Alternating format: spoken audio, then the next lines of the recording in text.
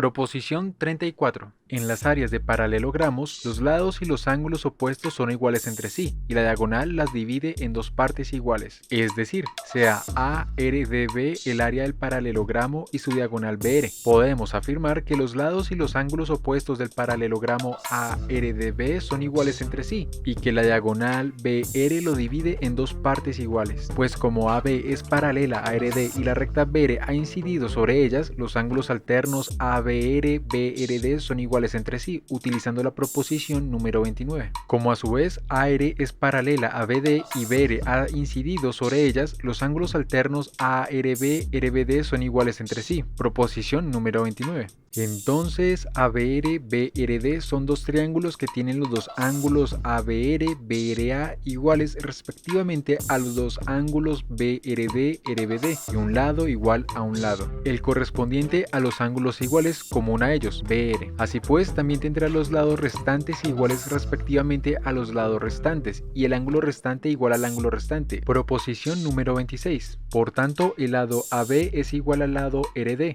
y el lado AR al lado BD, y además el ángulo BAR es igual al ángulo RDB, y dado que el ángulo ABR es igual al ángulo BRD y el ángulo RBD al ángulo ARB, entonces el ángulo entero ABD es igual al ángulo entero ARD, noción común 2, pero se ha demostrado que el ángulo BAR también es igual al ángulo RDB. Por consiguiente, en las áreas del paralelogramo los lados y los ángulos opuestos son iguales entre sí. Además, podremos afirmar que la diagonal las divide en dos partes iguales, pues como AB es igual a RD y BR es común, las dos rectas AB, BR son iguales respectivamente a las dos rectas RD, BR, y el ángulo ABR es igual al ángulo BRD. Por tanto, la base AR es también igual a DB, y el triángulo ABR es también igual al triángulo BRD, utilizando la proposición número 4. Por consiguiente, la diagonal BR divide en dos partes iguales el paralelogramo ABRD.